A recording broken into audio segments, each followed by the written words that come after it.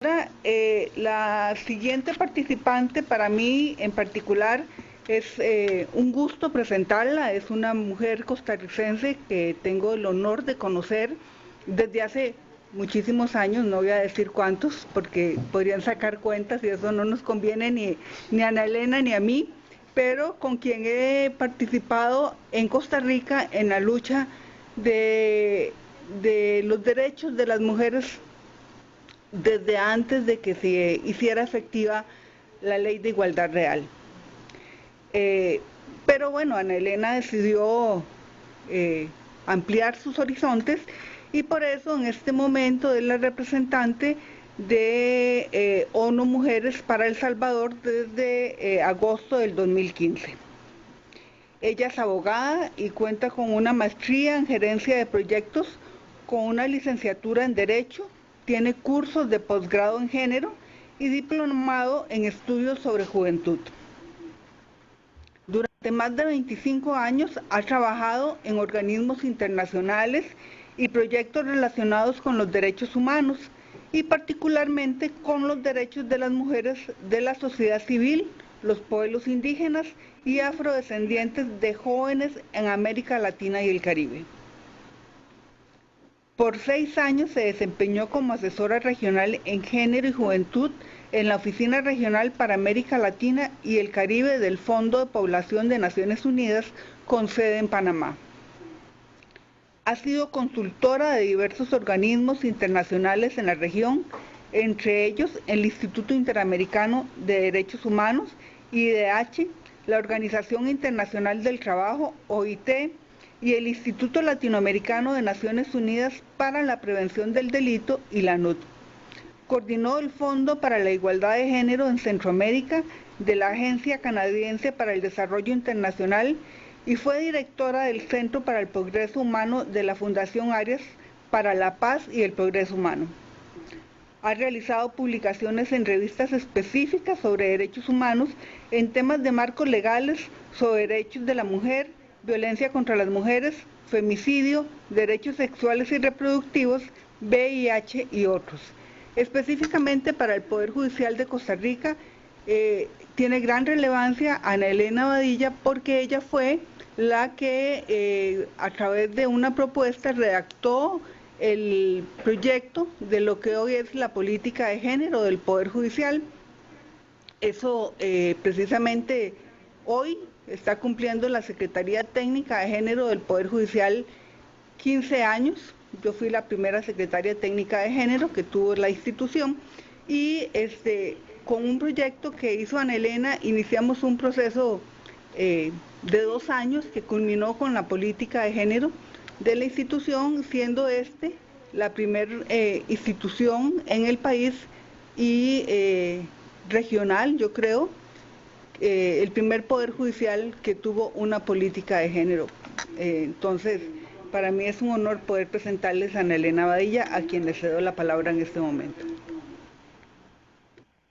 Muchas gracias, Milagro. Un gusto saludarte. Te envío un abrazo desde acá. En efecto, con doña Milagro nos unen luchas desde hace muchos años y así que es un gusto también reencontrarte por esta vía. Un agradecimiento especial a la Fundación Justicia y Género que nos invitó a ser parte de este importante evento. Un saludo a doña Alice Shackelford, un saludo a don Luis Guillermo Carpio, el rector de la UNED. Un saludo a Adriana Quiñones, mi colega de Guatemala, y un saludo también muy cariñoso para Delia Castillo, con quien también he compartido muchos años atrás luchas por los derechos de las mujeres. Un saludo también a todas las personas de las diferentes instancias del Poder Judicial que se han unido a esta videoconferencia en diferentes partes de la región. Es un gusto participar esta mañana en este evento y referirme a algunos de los mecanismos de Naciones Unidas para procurar el acceso de las mujeres a la justicia. Particularmente me referiré a la Recomendación General 33 del Comité de la CEDAW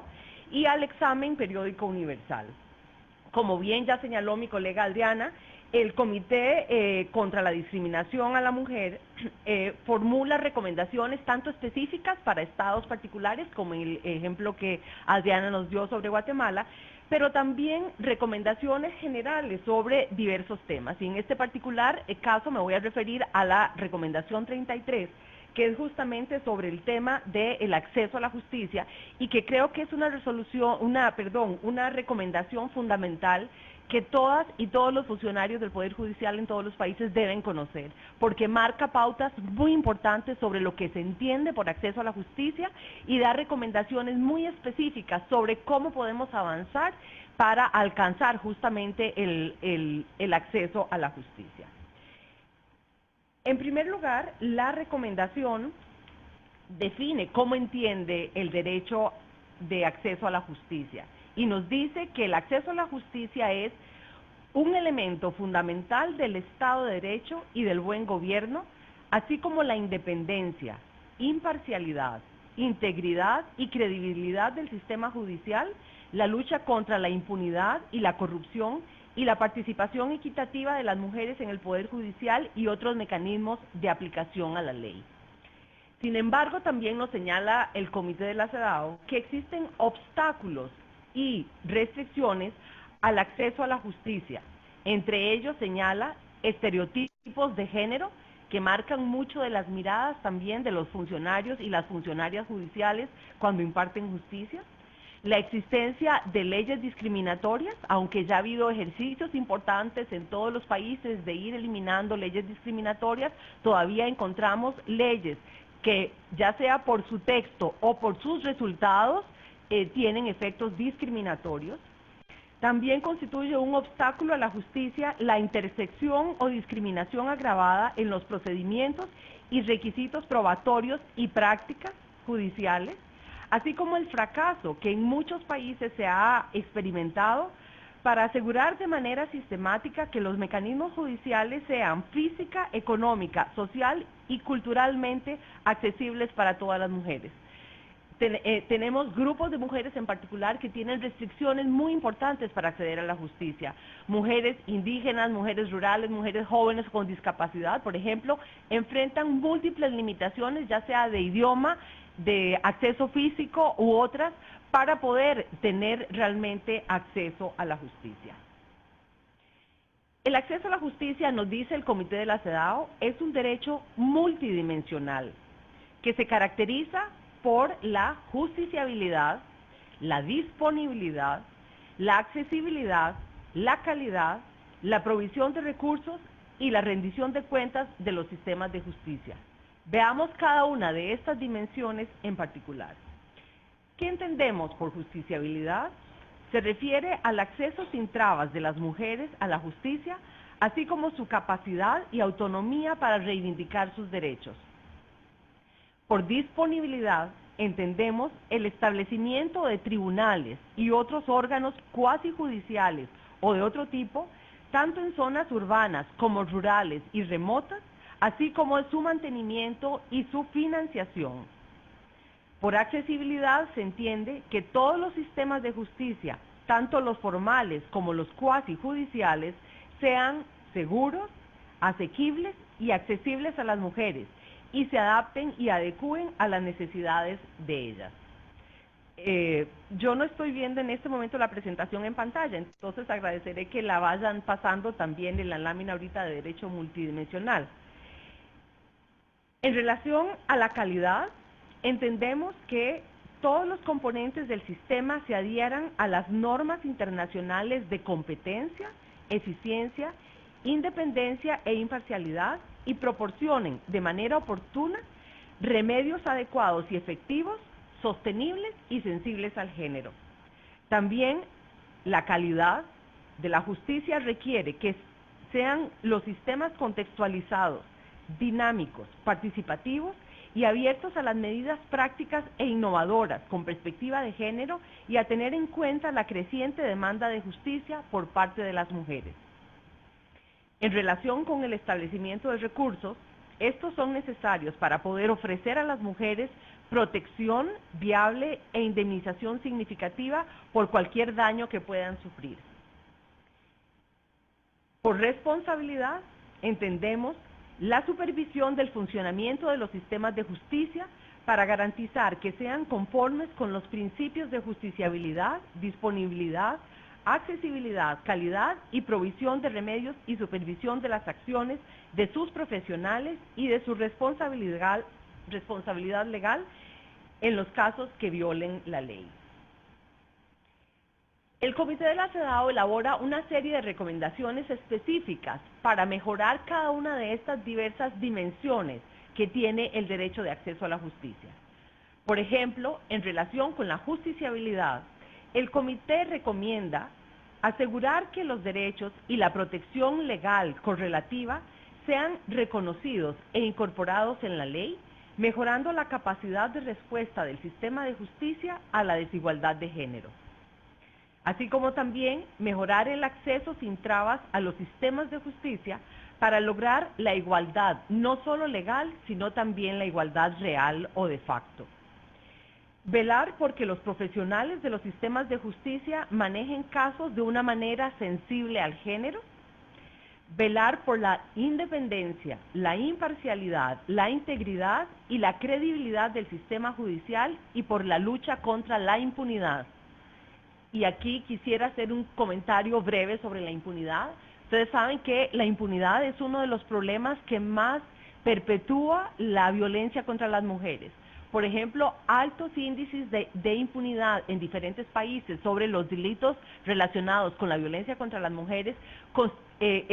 contribuyen justamente a perpetuar la existencia y los altos índices de prevalencia de violencia contra las mujeres en nuestra región, particularmente en los países del norte de Centroamérica, Guatemala, Honduras y El Salvador, que son algunos de los países que presentan los índices más altos de violencia contra las mujeres y de feminicidio y violencia sexual en particular. Uno de los factores que lamentablemente más está contribuyendo a que se perpetúen estos altos índices es justamente la impunidad, porque esto significa que la sociedad y el Estado en particular no está dando un mensaje claro a la sociedad de sanción y de sentar responsabilidades a las personas que han cometido actos de violencia contra las mujeres, particularmente en los casos de feminicidio.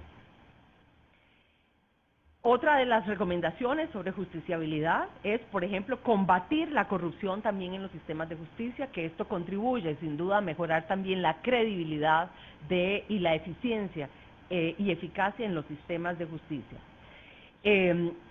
Formula también el Comité de la CEDAW otras recomendaciones sobre justiciabilidad, como enfrentar y eliminar las barreras a la participación de las mujeres como profesionales en todos los órganos y niveles de los sistemas judiciales y cuasi judiciales de los sistemas relacionados. Y menciono esto porque también cuando estamos hablando de acceso a la justicia es importante pensar en las mujeres como víctimas que acceden al sistema de justicia reclamando justicia justamente, pero también es importante pensar en el importante rol que desempeñan las mujeres dentro del sistema de justicia, ya sea como juezas o en los diferentes roles que ellas pueden desempeñar y que pueden jugar también un papel muy importante en contribuir a mejorar justamente la calidad de los sistemas de justicia. Nos da el Comité de la CEDAW también algunas recomendaciones sobre la disponibilidad de los sistemas de justicia. Y en ese sentido, brevemente, solo quiero mencionar dos de las principales recomendaciones que el Comité nos da sobre este tema. Y en particular dice que es necesario velar por la creación, mantenimiento y desarrollo de juzgados, tribunales y entidades adicionales, según sea necesario, que garanticen a las mujeres el acceso a la justicia en las zonas remotas, rurales y aisladas. Debe tenerse en cuenta la creación de tribunales móviles, por ejemplo, menciona la CEDAW, así como el uso creativo de soluciones modernas de tecnologías de información cuando esto sea posible. Y yo creo que un ejemplo de esto es esta modalidad de videoconferencias donde diferentes países se pueden enlazar. Igual desafío enfrentan los países dentro de su propio territorio para poder encontrar soluciones novedosas que acerquen a las mujeres al sistema de justicia cuando ellas tengan dificultades para poder desplazarse hasta los centros de justicia. También nos recomienda la CEDAW que en los casos de violencia contra las mujeres particularmente debe garantizarse el acceso a la ayuda financiera, la creación de centros de acogida, refugios, líneas directas y los servicios médicos psicosociales y de asesoramiento. Y en relación con esto, debo aclarar que el comité no está diciendo que necesariamente esta sea una tarea que debe cumplir de manera exclusiva el Poder Judicial, sino que en todo el sistema de justicia, en toda la cadena de acceso a la justicia y todas las instituciones que forman parte del sector justicia deben conjuntamente buscar los medios necesarios para dar respuesta a estas necesidades y de modo que esto facilite el acceso de las mujeres a la justicia. En relación con la disponibilidad de los sistemas de justicia, también recomienda el comité asegurar que las normas relativas permitan a los grupos y organizaciones de la sociedad civil que tengan interés a presentar peticiones y participar en los procedimientos judiciales, así como establecer mecanismos de supervisión por inspectores independientes para garantizar el correcto funcionamiento del sistema de justicia y hacer frente a cualquier tipo de discriminación contra las mujeres cometido por sus profesionales. Y aquí nos referimos, o se refiere el comité a un tema que también es delicado, pero que no podemos ignorar, que es la ocurrencia también de situaciones de discriminación, de exclusión o incluso de violencia que lamentablemente muchas veces se da también dentro del mismo sistema de justicia. Y frente a eso no podemos ignorar su existencia y deben buscarse mecanismos como los que propone el comité para poder para frenar este tipo de situaciones y dar respuesta adecuada cuando ocurran. En relación con el acceso a los sistemas de justicia específicamente, el comité recomienda eliminar las barreras económicas a la justicia, proporcionando asistencia jurídica gratuita y garantizando que las tasas para la expedición y presentación de documentos y las costas judiciales se reduzcan para las mujeres con bajos ingresos y no se impongan a las mujeres que viven en condiciones de pobreza. Esto es particularmente relevante en países como los nuestros, donde los índices de pobreza son elevados y esto representa una limitación muy seria para que las mujeres puedan acceder a la justicia. Por otro lado, también recomienda eliminar las barreras lingüísticas, prestando servicios de traducción e interpretación independientes y profesionales cuando sea necesario, así como proporcionar asistencia individualizada para las mujeres analfabetas. Recomienda también, entre otros, el comité asegurar que el entorno físico y la ubicación de las instituciones judiciales y otros servicios sean acogedores, seguros y accesibles para todas las mujeres. Hay una serie de recomendaciones más sobre acceso a los sistemas sobre las cuales no me voy a detener, son bastantes. El tema de la accesibilidad ciertamente es crítico para poder garantizar que las mujeres puedan obtener reparación a las violaciones a sus derechos humanos y les vamos a dejar la presentación donde hay más ejemplos de medidas que el comité recomienda también en este sentido. Pasando al tema de la calidad de los sistemas de justicia, el comité destaca la necesidad de asegurar que los sistemas sean de calidad y se adhieran a los estándares internacionales de eficiencia, competencia, independencia e imparcialidad, así como a los estándares de la jurisprudencia internacional. Y como veíamos en el ejemplo que Adriana Quiñones nos presentaba, en muchos casos también el comité recomienda específicamente a los estados que se ajusten a los estándares internacionales y eso es reiteradamente que lo hace cuando los estados no están siguiendo los estándares internacionales de los sistemas de justicia. Recomienda también adoptar indicadores para medir el acceso de las mujeres a la justicia. Y esto es importante porque tiene que ver también con planificación, con monitoreo, con seguimiento. El que los mismos sistemas de justicia tengan indicadores que permitan medir cuál es el avance de las mujeres, cómo estamos mejorando los niveles de respuesta, cómo estamos mejorando el acceso de las mujeres, cómo estamos mejorando la calidad de los servicios. Debemos tener tanto indicadores cualitativos como cuantitativos que nos permitirían medir este avance en la calidad de los sistemas de justicia.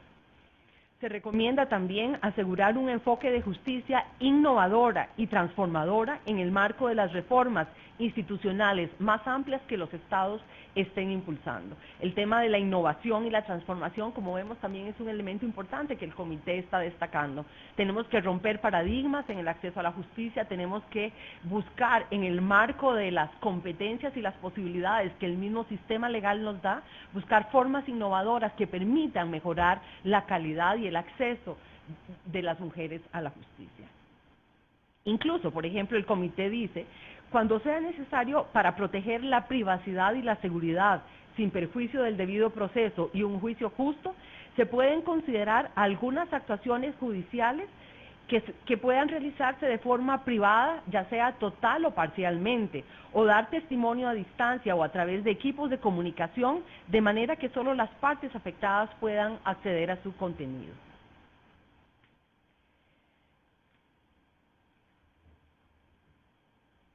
En cuanto a calidad, también nos señala el comité la necesidad de proporcionar de manera oportuna los remedios adecuados y efectivos de resolución de conflictos con enfoque de género y sostenible, la necesidad de implementar mecanismos para garantizar que las normas probatorias, las investigaciones y otros procedimientos legales y cuasi judiciales sean imparciales y no influenciados por estereotipos de género o prejuicios. En relación con el establecimiento de recursos, señala el comité la necesidad de proporcionar y hacer cumplir la reparación adecuada y velar porque las mujeres tengan acceso a todos los recursos judiciales y no judiciales disponibles en cada país. Asegurar que los recursos son adecuados, eficaces, rápidos, integrales y proporcionales a la gravedad de los daños sufridos. La reparación debe incluir, nos dice el comité, en su caso, la restitución o restablecimiento, la indemnización, ya sea en dinero, bienes o servicios, y la rehabilitación, que puede incluir atención médica y psicológica y otros servicios de tipo social. Y esto es importante, porque cuando estamos hablando de acceso a la justicia, estamos pensando no solo en la sanción de los responsables de los actos, ya sea de violencia u otras formas de violación de derechos humanos de las mujeres. Estamos hablando también de la reparación, que es un tema que quizá en los sistemas de justicia ha tenido mucho menor atención que la sanción. Así que es necesario avanzar también y tomar en cuenta las previsiones que sean necesarias para poder garantizar la reparación a las mujeres en las diferentes formas que el comité lo señala.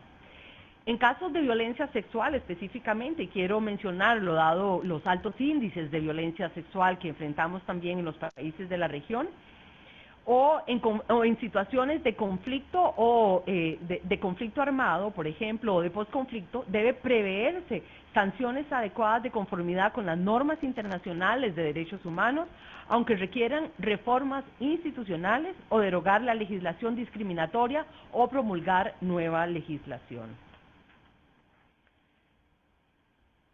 En cuanto a recursos, también nos señala el comité la necesidad de tener plenamente en cuenta las actividades domésticas y de cuidado no remunerado que las mujeres realizan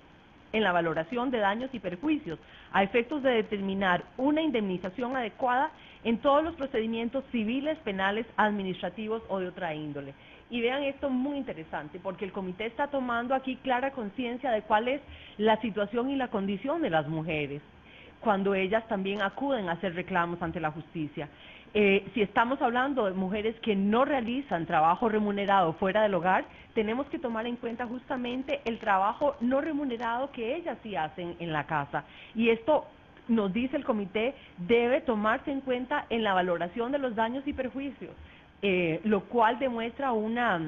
respuesta muy adecuada a la realidad y a las necesidades de las mujeres. Nos habla también de la posibilidad de creación de fondos específicos para garantizar que las mujeres reciban una reparación adecuada en situaciones en que las personas o entidades responsables de la violación de sus derechos humanos no pueden proporcionar esta reparación. Entonces vemos que establece una especie de responsabilidad subsidiaria del Estado. Si el actor directo no puede indemnizar o reparar, el Estado debe hacerlo a través de mecanismos que debe crear para este propósito. También, en casos de violencia sexual o conflictos, por ejemplo, también habla de la necesidad de ajustar la legislación y prever los mecanismos necesarios también para hacer la reparación de las mujeres en casos de conflicto. Rendición de cuentas. Este es otro de los temas importantes que aborda el comité en su recomendación general 33 y es muy importante porque es el mecanismo que nos va a permitir también ir midiendo cuál es el avance, sometiendo al escrutinio público la administración de justicia y es un mecanismo que permite también mejorar la calidad de la administración de justicia. Al respecto, el comité recomienda, entre otras medidas, desarrollar mecanismos eficaces e independientes para observar y vigilar el acceso de las mujeres a la justicia a fin de garantizar que los sistemas de justicia cumplen los principios de justiciabilidad, disponibilidad, accesibilidad, calidad y eficacia en los recursos. Esto incluye la publicación periódica de auditorías, de autonomía, eficiencia y transparencia de los órganos judiciales, cuasijudiciales y administrativos que toman decisiones que afectan a los derechos de las mujeres. Recomienda también velar porque los casos de prácticas y actos discriminatorios identificados por profesionales de la justicia se aborden con eficacia a través de medidas disciplinarias y de otra índole. Recomienda también, como un elemento fundamental para la rendición de cuentas, la generación de datos e información que sean necesarias para hacer la rendición de cuentas. Y recomienda, entre otros, muy brevemente menciono, por ejemplo, que entre los datos importantes que debe recopilarse para poder hacer una adecuada rendición de cuentas, están, por ejemplo, el número y distribución geográfica en los órganos judiciales y cuasijudiciales, el número de hombres y mujeres en los órganos encargados de hacer cumplir la ley y en las instituciones judiciales y cuasijudiciales en todos los ámbitos y niveles, el número y la distribución geográfica de hombres y mujeres abogadas y abogados de oficio, la naturaleza y el número de casos y denuncias presentadas ante los órganos judiciales, cuasijudiciales y administrativos desglosados por sexo del denunciante, la naturaleza y el número de casos tratados en los sistemas de justicia formal e informal, desglosando el sexo de la persona denunciante, etcétera, etcétera. Como vemos, es muy interesante porque el comité se da la tarea de hacer recomendaciones muy específicas sobre el tipo de información que los poderes judiciales o los sistemas judiciales deben tener para poder hacer de manera más eficaz su labor y poder hacer una adecuada rendición de cuentas. Recomienda también crear entidades específicas o una entidad específica que pueda recibir las quejas, peticiones y sugerencias acerca de todo el personal de apoyo a la labor del sistema de justicia, incluido el social, el bienestar y trabajadores de la salud, así como expertos técnicos. Pasando al tema de sensibilización y capacitación, que también el comité aborda y formula algunas recomendaciones específicas, nos dice que a todos los actores del sistema de justicia y de los estudiantes de derecho debe trabajarse por eliminar los estereotipos de género e incorporar una perspectiva de género en todos los aspectos del sistema judicial, incluir a todos los profesionales, en particular los de la salud y trabajadores sociales que puedan jugar un papel importante en los casos de violencia contra las mujeres y en materia de familia, así como asegurar que todos los programas de sensibilización y capacitación dentro del sistema de justicia incluyan la cuestión de la credibilidad y el peso dado a las voces, argumentos y testimonios de las mujeres como partes y testigos. Los criterios que a menudo son aplicados por jueces y fiscales sobre lo que consideran un comportamiento apropiado de las mujeres. Veamos que aquí estamos hablando de aspectos de valoración y el comité recomienda particularmente tomar en cuenta en los programas de formación y sensibilización este tipo de valoraciones que las y los administradores de justicia realizan particularmente cuando están juzgando violaciones a los derechos de las mujeres porque son especialmente relevantes y pueden contribuir a mejorar el acceso y la calidad de la justicia o a desmejorarlo también. Sobre sensibilización y capacitación, recomienda el comité también promover el diálogo sobre el impacto negativo de los estereotipos y prejuicios de género en el sistema de justicia y la necesidad de mejorar los resultados de la justicia para las mujeres víctimas y sobrevivientes de violencia. crear conciencia sobre el impacto negativo de los estereotipos y los prejuicios de género, y fomentar la igualdad de género en los sistemas de justicia, especialmente en los casos de violencia de género. Así como recomienda capacitar a jueces, fiscales, abogados y funcionarios encargados de hacer cumplir la ley sobre la aplicación de los instrumentos jurídicos internacionales relacionados con los derechos humanos, incluida la Convención CEDAW y la jurisprudencia del Comité de la CEDAW sobre la aplicación de la legislación que prohíbe la discriminación contra las mujeres. En síntesis, estas son algunas de las principales recomendaciones que el Comité de la CEDAW formula en materia de acceso a la justicia y que yo recomiendo muy especialmente que puedan estudiar y analizar con mayor profundidad, porque realmente está creando estándares internacionales a nivel mundial muy importantes que, de ser alcanzados, vamos a contribuir en gran medida a mejorar la calidad y el acceso de las mujeres a la justicia y con ello de toda la sociedad. Voy a referirme muy brevemente al examen periódico universal porque me parece que ya nos queda un poco tiempo, pero no quisiera dejar de mencionarlo y también recomiendo posteriormente poder profundizar en el estudio de este mecanismo, que es un mecanismo establecido por las Naciones Unidas y que compele a los estados a presentar sus exámenes de manera periódica de manera exhaustiva sobre el estado y el avance en el cumplimiento de los derechos humanos de toda la población en los países. Este ha sido un mecanismo especialmente importante para el acceso de las mujeres a la justicia porque es uno de los mecanismos que ha permitido relevar con mayor fuerza el estado de los derechos de las mujeres y las principales violaciones que se cometen en los estados. El examen periódico universal está regido por una serie de principios, entre los que quisiera destacar la cobertura universal y la igualdad de trato a todos los estados, el examinar todos los derechos humanos, el completar y no duplicar a otros mecanismos de derechos humanos, el ser un mecanismo cooperativo basado en la información objetiva y fidedigna, en ser un proceso intergubernamental y en contar con la plena participación del país examinado. Los objetivos del examen periódico universal se refieren a lograr un mejoramiento en la situación de los derechos en el terreno, a lograr el cumplimiento de las obligaciones y los compromisos de los estados en materia de derechos humanos, evaluar los avances y los retos que enfrenta cada estado en esta materia, a fortalecer las capacidades del Estado y de la asistencia técnica, a promover el intercambio de mejores prácticas entre los estados, a promover el apoyo y la cooperación entre los estados y a fomentar la cooperación con los mecanismos y los órganos de derechos humanos de las Naciones Unidas.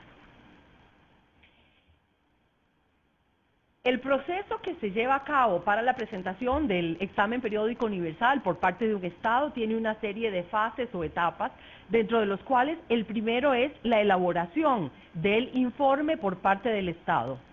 Luego viene una compilación de información que también realiza el mismo sistema de Naciones Unidas y luego un resumen de información de otros actores interesados. Ya vamos a explicar cada uno con mayor detalle. Luego vamos a referirnos también a las directrices que hay en relación a la presentación del examen periódico universal y a las diversas modalidades en el proceso. En cuanto al informe que los estados deben presentar, este es un informe que presenta el estado que va a ser examinado de manera oral o escrita, aunque es obviamente preferible que este sea presentado por escrito, mediante un amplio proceso de consulta a nivel nacional con los diferentes actores interesados. La estructura del informe debe seguir las directrices que para esto ha dado el Consejo de Derechos Humanos, sobre las cuales no me voy a detener, pero hay una serie de directrices específicas que el Consejo recomienda deben seguir los estados en la elaboración del informe.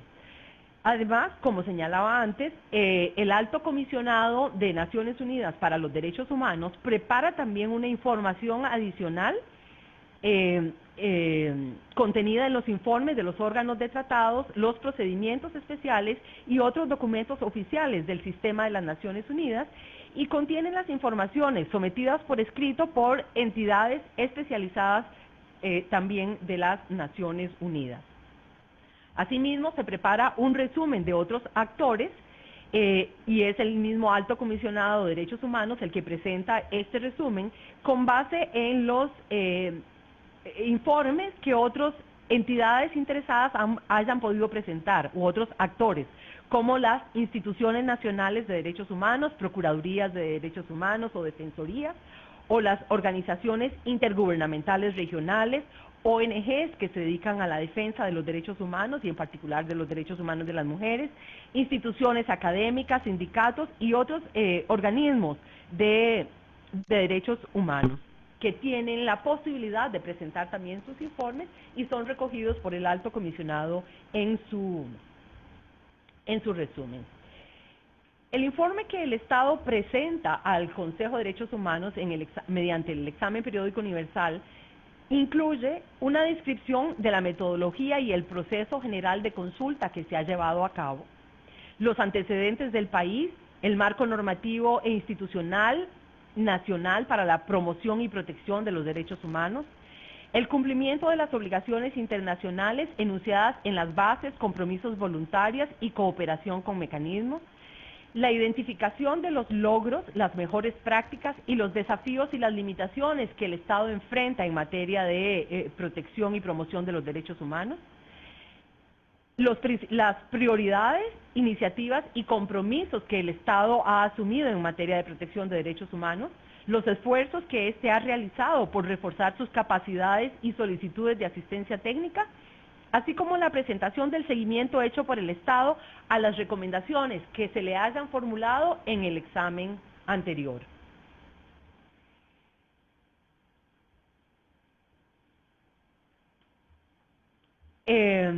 Algunas de las buenas prácticas que el Consejo de Derechos Humanos ha destacado en relación al examen periódico universal refieren a, por ejemplo, las reformas constitucionales y jurídicas que los estados hayan realizado para mejorar la calidad del acceso a la justicia, mejorar el seguimiento y cumplimiento de los derechos humanos en el país, así como las acciones que los estados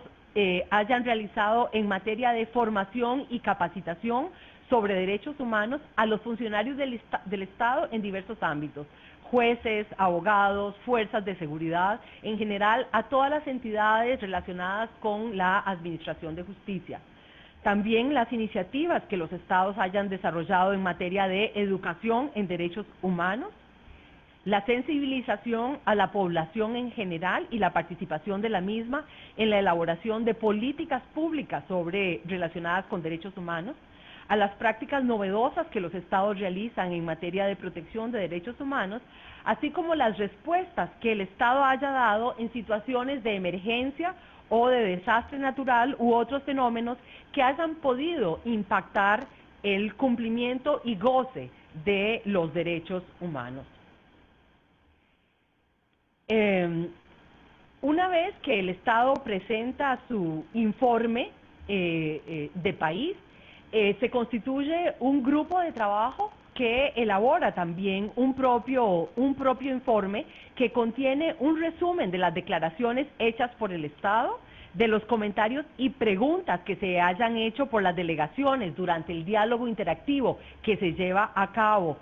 para la presentación del examen periódico universal, así como los compromisos que voluntariamente los estados hayan adquirido a través del diálogo. Y debo decir que el informe se presenta por escrito, pero también se debe defender verbalmente ante en esta sesión de diálogo interactivo, en la cual participan también otros estados que van a examinar al estado que presenta su informe. Este informe del grupo de trabajo constituido específicamente para examinar el informe del Estado incluye las recomendaciones que cuentan con el apoyo del Estado examinado, las recomendaciones que no tienen su apoyo y las recomendaciones a las cuales el Estado se ha comprometido a proporcionar una respuesta posteriormente. Y debo destacar aquí lo novedoso de este examen periódico universal, porque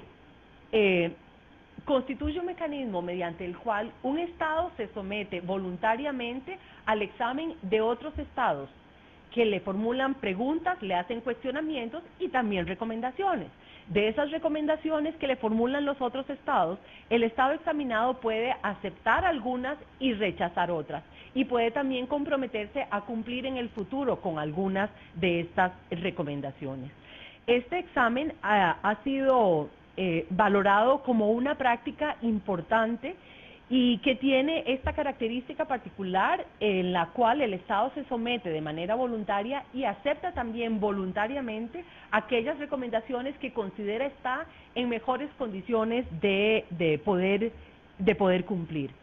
A este informe se le hace un seguimiento y, como ven, cuando el Estado comparece de nuevo a presentar un nuevo informe, será cuestionado también sobre el cumplimiento de las recomendaciones que en el examen anterior se comprometió a implementar. El informe de este grupo de trabajo, constituido por diversos estados que han examinado al Estado, incluyen las recomendaciones aceptadas, como ya lo mencioné, los compromisos que voluntariamente el Estado aceptó, pero también una agenda, un adendum, de las opiniones expresadas por el Estado examinado antes de la adopción del documento final por parte del Consejo de Derechos Humanos. Incluye también un resumen de la sesión, de las opiniones expresadas por el Estado, tanto como las opiniones expresadas por los otros Estados miembros del Consejo y Estados observadores que también pueden comparecer, así como los comentarios expresados por otros actores interesados y los comentarios finales del Estado examinado. ¿Qué se obtiene como resultado de este ejercicio del examen periódico universal? Lo más importante es que se obtiene una evaluación de la situación de los derechos humanos en el país, incluyendo los avances y los retos a los que éste se enfrenta, el intercambio de las mejores prácticas que se ha dado entre el Estado examinado y los Estados que lo examinan, el énfasis en el fortalecimiento de la cooperación para la promoción y protección de los derechos humanos, las recomendaciones para ofrecer asistencia técnica en consulta y con el consentimiento del país examinado y fomentar las capacidades de ese país, el compromiso y promesas contraídas voluntariamente por el país, las recomendaciones que cuentan con el apoyo del Estado, así como las otras recomendaciones que han sido formuladas por los estados examinantes y por los otros actores que han participado en el proceso del examen periódico universal. En síntesis, constituye uno de los mecanismos que han sido más importantes para evaluar el cumplimiento de los derechos humanos de las mujeres en diferentes países y ha contribuido sustantivamente a avanzar en el respeto y el goce de los derechos humanos por parte de las mujeres. Yo quisiera finalizar solamente destacando de nuevo la importancia de la recomendación del Comité de la CEDAW, de la Recomendación General 33, de los diferentes mecanismos que existen para tutelar a nivel internacional los derechos humanos de las mujeres y que constituyen mecanismos que complementan el acceso de las mujeres a la justicia a nivel nacional. Realmente estos mecanismos que se han creado en las Naciones Unidas tienen justamente ese propósito de contribuir a mejorar